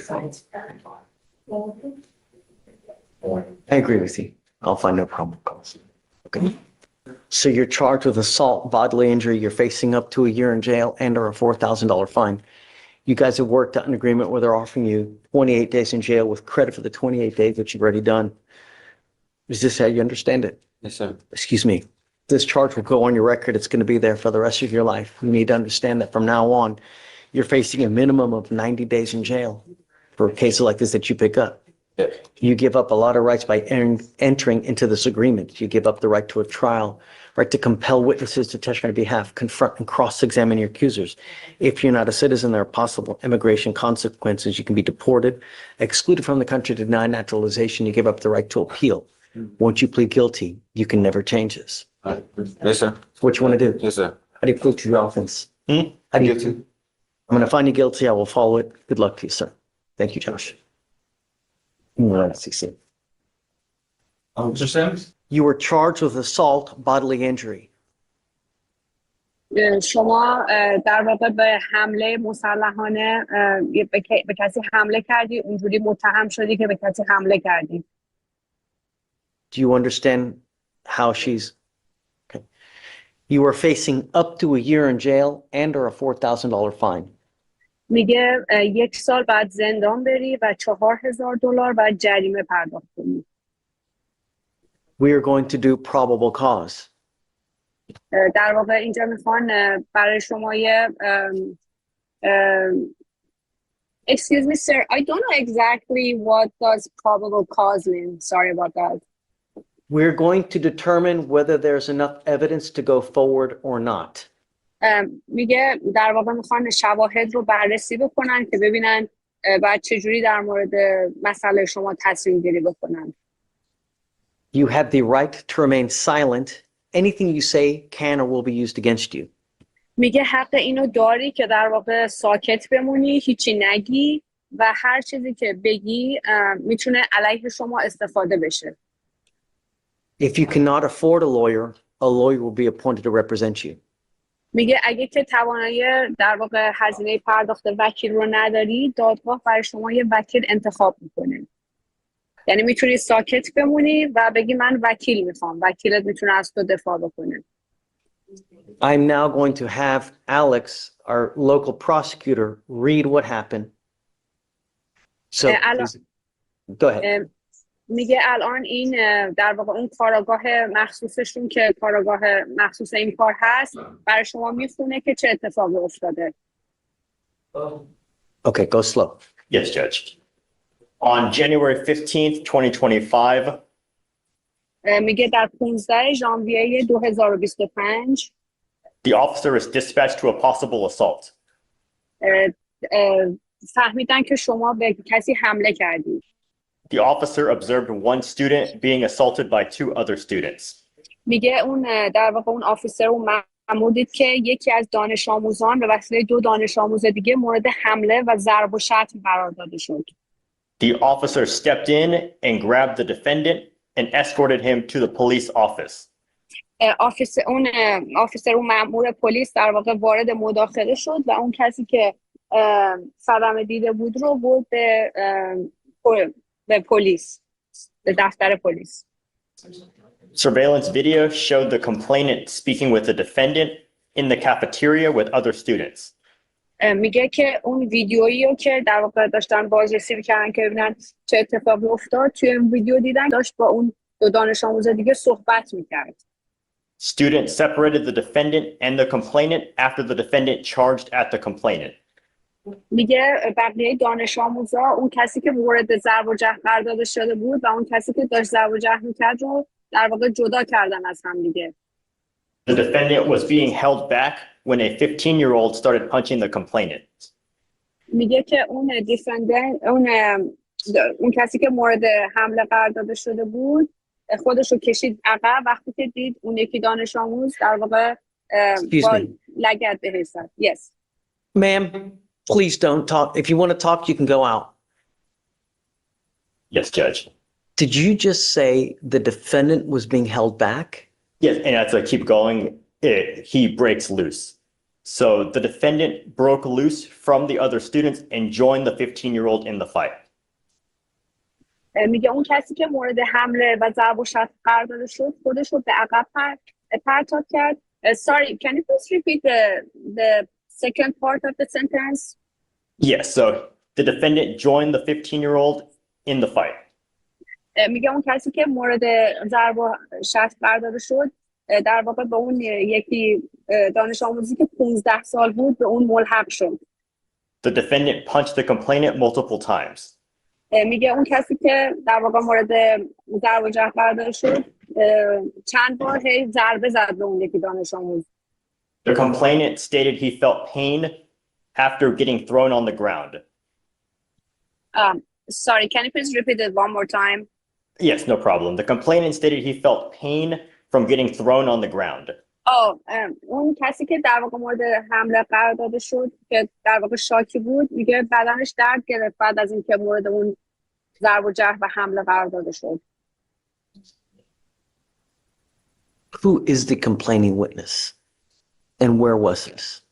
Please. So the complaining witness is another student and it took place at a school.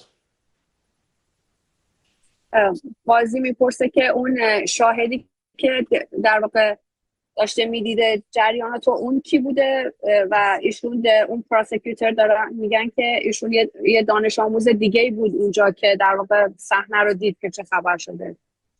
Which school? So I'm trying to find, Your Honor. Wisdom High School, Judge. Hey. Have you reached out to the complaining witness? Yes, Judge, I've attempted to reach out to the complaining witness. I have not heard back from him.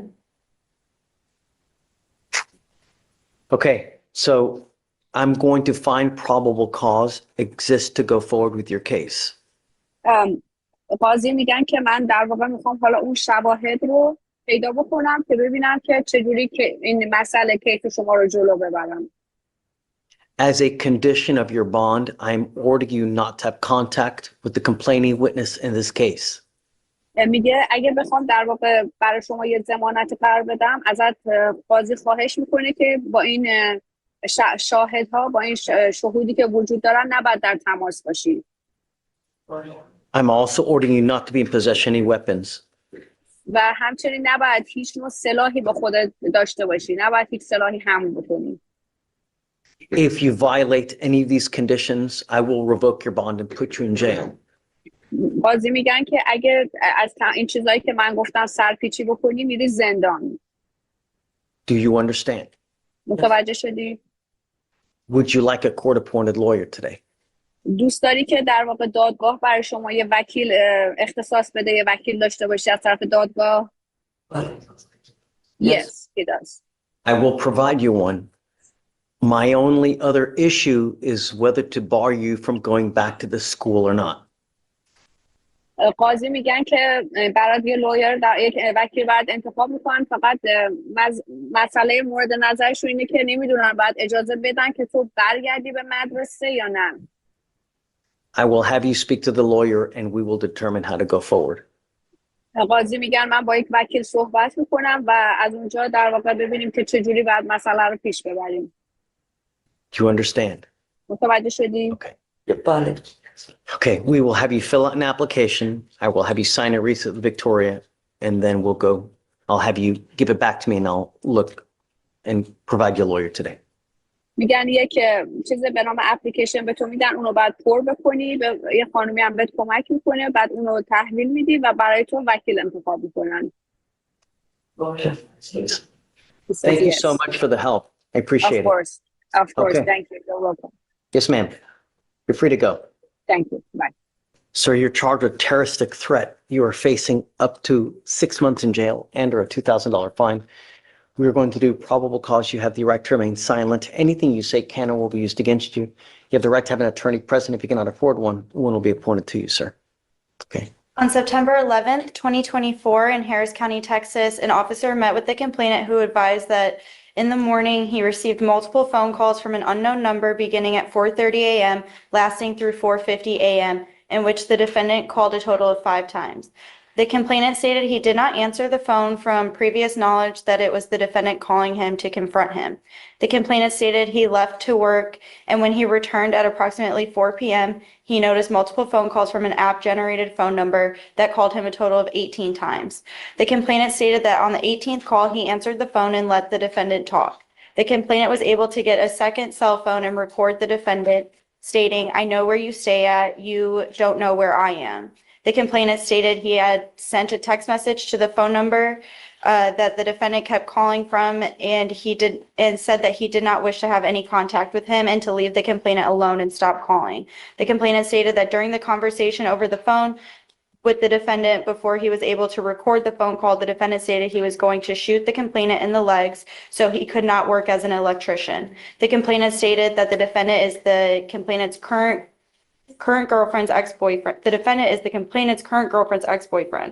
The complainant told the officer that he believes the defendant is capable of carrying out his threat and the complainant is in fear for his life. All right, Mr. Barrera, I'm going to find that there's probable cause to go forward with the case. I'm ordering you as a condition of your bond not to have contact with this person. Do you understand?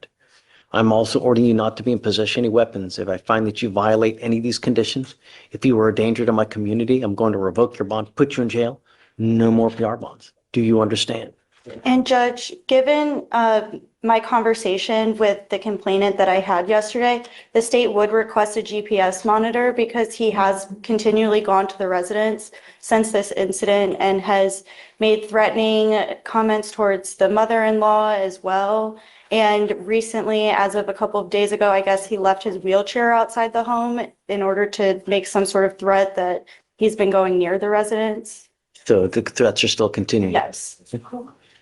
Sir, I'm now putting a monitor on your ankle so I know that you're not going over there. You're not to go within 1,000 feet of where they live or where they work. Do you understand?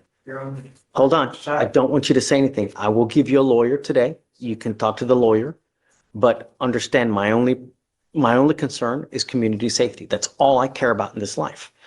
You know, we take things step by step. let me do this. I'm going to give you a lawyer. I'll let you talk to the lawyer. I got a bunch of DAs here. Whatever you say, they're going to use it against you. Let me give you a lawyer. We'll go from there. But don't go where they live. Don't go where they work. Don't accidentally bump into them. Do you understand? So for now, I am going to put a GPS monitor so we would know where you are. You're not to go anywhere where they live or work. I'm going to have you now sign a receipt of Victoria. After that, we'll just have you wait for the lawyer that we get and we'll go from there.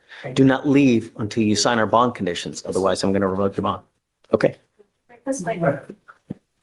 Felicia, it'll be with you because you're monitoring. And waive the fee. Your Honor, I've been appointed on Mr. Barrera. Okay. Barrera. Your Honor, it was brought to my attention that he's being required to have a monitor, home monitoring. And we would ask, Your Honor, would that condition be relieved if the court would consider that? The deal is, the reason that they said this was, and normally I don't put something on the first setting unless we have some kind of evidence showing that it's a continued harassment type situation. And we have that here.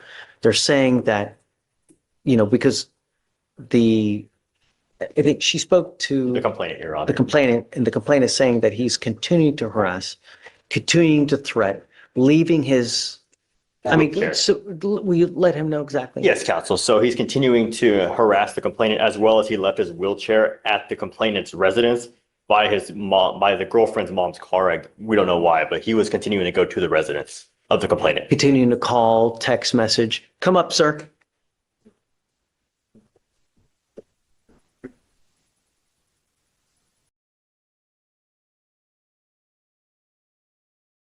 The deal is this, is that life is way too short. Life is way too short to make a decision. You make it, or you've dug yourself a hole so deep that you'll never get out of. There are plenty of other fish in the sea, and it's time at times to just move on. Cut your losses, move on, because life's just way too short, There are other people out there, and as long as I know that we don't have any more issues in the future, I'm willing to take it off. But at this point, I got to know that it's going to stop, right? I'm not going to take your word for it that it's just going to stop. I need more than that. So that's why I put this monitor on you. After some time, if I know that I can trust you, then perhaps we can amend the conditions to take it off. But at this point, all I have is that you've picked up a criminal case. They're alleging that it's continuing to happen, and I want it to stop. Not I want it. It's going to stop. One way or the other. I told you, life is too short. Move on. That's all that needs to happen. Do you understand? But that got shot. Okay. So you've got a lawyer, right? My only concern is that you don't have any contact with these people and you don't go where they work. The past, I get it, it's the past. I get that you guys have bad blood. All I want to do is I want to prevent further bloodshed. I don't want any more bad blood. That's all I'm asking. I'm not asking for something unreasonable. But what we can do after some time, I'll have them reach out. And if there are no issues, I can take it off. Do you understand? All right. I'm not asking for much. Just move on. It's just like I said, people here in life in the jail are there because they have no self-control. They just wig out, they do stuff without thinking, and then they make some kind of decision where they're looking at 40 to 50 years. Don't. It's not worth it, Okay. All right. So after some time, come back. Good. We'll take it on. Thank you. Okay. Good morning, Mr. Foster. Mr. Coleman, Jeroy Coleman. Got it. I didn't realize this too. All right. Good morning, Mr. Coleman. Mr. Coleman, you're charged with failure to identify oneself to a peace officer while being a fugitive from justice. That kicks it up to a Class A misdemeanor, so you're facing up to a year in jail and or a $4,000 fine. You guys have worked out an agreement where they're offering you 15 days in jail with credit for the 5 days that you've done. It also looks like you have a second case that they're going to dismiss once you plead guilty to this offense. Is that how you understand the agreement? You're giving up the right to a trial, right to compel witnesses to testify on your behalf, confront and cross-examine your accusers. If you're not a citizen, there are possible immigration consequences. You can be deported, excluded from the country, denied naturalization. You give up the right to appeal. Once you plead guilty, it never changes. This will go on your record. You also need to understand that from now on, you're facing a minimum of 90 days in jail. Do you understand? Yes, sir. You know, your case is 1,864 days old. I will tell you that when you show up to court, good things happen. We don't ask for much, but when you continue to just take off, it makes things a whole hell of a lot worse. You got a great lawyer. All you got to do is listen. Things will all, things go right. How do you plead to the offense of failure to identify oneself? Yes. I'm going to find you guilty and will sentence you to the 15 days in jail. I will give you credit for the 5 days that you've done. I'm going to roll your court costs so you won't owe anything, and your other case will be dismissed on motion of stay. Good luck to you, sir. Mr. Azadi, it is a really terrible thing to have to live in fear. All someone wants to do there is get an education. And it's unacceptable that anyone has to live in fear wherever they go to school, wherever they work, whether they live at their house. I don't want to hear of any issues here. If I find that you become a problem while you are on bond, I will put you in jail. Do you understand? I don't want this other kid to live in fear. Do you understand? We've given you a lawyer. You must listen to Mr. Sims and he will take care of you. If he tells me that you're not listening and you're not responding to phone calls or text messages, I will issue a warrant for your arrest. Do you understand? Okay? Thank All you, right, Judge. goes with you. Mr. Foster, you're charged with criminal trespass. You're facing up to 6 months in jail and or a $2,000 fine. You worked out an agreement. They're offering you 18 days in jail with credit for 18 days. Done today. Okay. Get out today. From now on, it's a minimum 30 days in jail. Okay. If you go back to this place, it's not going to go well. Do you I understand? ain't going back in now. Don't go back, because otherwise you're going to come right back here. I ain't going back in now. You give up the right to a trial, right to compel witnesses to testify on your behalf, confront and cross-examine your accusers. You're saying you don't want a trial. You give up the right to appeal. So once you plead guilty, you can't change this. Also know that there are immigration consequences. You can be deported, excluded from the country, denied naturalization. How do you plead to the trespass? Guilty or not guilty? I'm guilty. I'll find you guilty, sentence you to the agreement, 18 days in jail with credit for the 18, enhance the ban. Good luck to you, sir.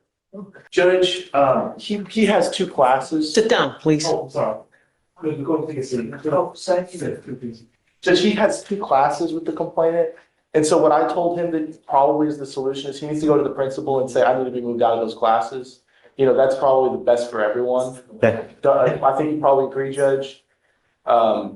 Because you could try to have two people at opposite sides of the classroom, but it's pretty difficult. I don't know. All I will know is that I don't want any more issues and I don't want the kid to live in fear. Right. So I'm not asking for much, Okay. So Just tell him that he needs to talk to the principal about it. Okay, thank you, Judge. Hey, Judge Clapper. Sadiq. Yes, sir, Your Honor. Judge, this is an off-docket matter. I just got a call from a Javier Gamero, case number 254-7233. Pretrial services had texted him to advise him that he needed to come in to sign bond conditions. He called me and informed me that he is currently in San Angelo, Texas, and that he would not be able to come in to get this done. I spoke with So, I mean, we can waive the signature. the signature, yes, sir. Understand, you need to let him know that if he fails to come when they tell him to come, then we issue a warrant. Yes, sir. We're not going to play this game. Yes, sir. Just let him know. Thanks, sir. Okay. Thank you, sir. We got you. Let me get you going. Hey, can you, on Vijaro, did you take him into custody? Vijaro, did you take him into custody? That, you're asking about me, Barb? Yes. Yeah, we just came back down from the 230th. Come up, sir.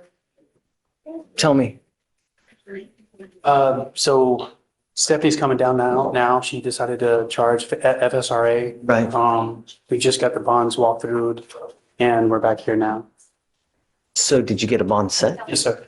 What, 10. Out of the two. Oh, I see. Okay, right. Do you have a bonding company coming? Sir, yeah, Okay. everything's already filled out. They're actually, he's coming down here now to walk him over. Okay. So I'm going to release him to the bonding company. Okay. That way he can go post the bond.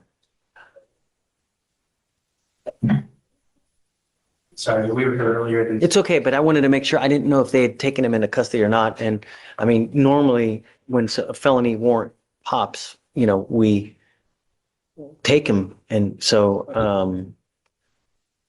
I mean, I don't know if he's going to have a problem with the deputy.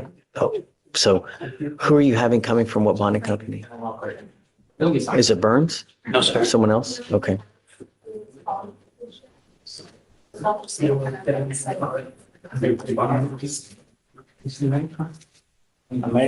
American bail bond? He has a felony warrant because they filed a felony case just now, but he has a bonding company guy coming to take him to go do a walkthrough.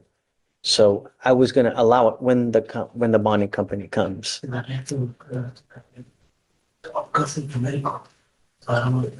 Oh, it's someone else. Yeah. Okay. So just take a seat for me in the jury box, and then when they come, we'll release them to you, Mr. Okay. We have him on docket as well. I think Stephanie's on her way down right now. Oh, there's Steph.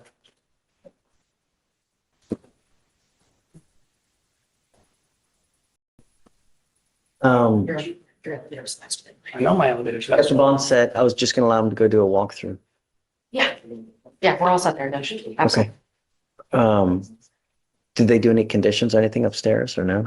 Conditions pretty much parallel what we had down here. No driving without an interlock, no drugs, no alcohol, no contact with the complainant's family. So. Okay, great. I think we're good. Just take a seat for me in the jury box, and then when they come, we'll release you.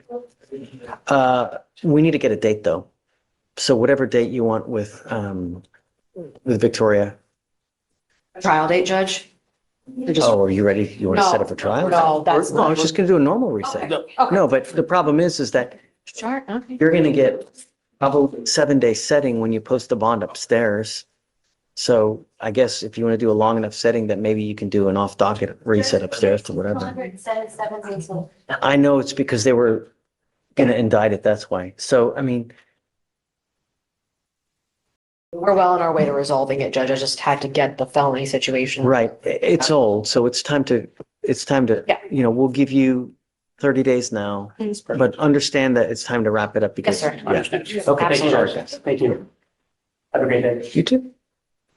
Sure. Hi, Judge. Investigator requesting your queue. Okay. Done. You know, just because there was a couple of snow days, there's no excuse to. Nah, I'm trying to look like you. I don't know if I can get it that long. I mean, I'm just the itchy. It's so itchy, man. I can't take it. The promise. Now, if I shave, I don't realize my face is much smaller than I remember. Yeah. Perhaps in, you know, like Captain Jack. Yes. Good seeing you. You too. I think we're done. This is one of the most significant moments in today's courtroom. After reviewing the allegations and hearing the evidence, Judge Fleischer decides that ordinary bond conditions are no longer enough. Instead, the court layers multiple restrictions designed to protect public safety, including strict monitoring and curfews if the defendant is released. Legally, bond conditions exist to reduce the risk of new offenses while ensuring a defendant returns to court, and judges have broad authority to impose additional conditions when they believe public safety is at risk. Do you think measures like GPS and alcohol monitoring help prevent repeat offenses? Or are they too restrictive before a case is resolved? Whatever your opinion, this decision shows just how seriously the court views repeated DWI allegations. Now let's return to the hearing, as the judge explains exactly what those conditions will be.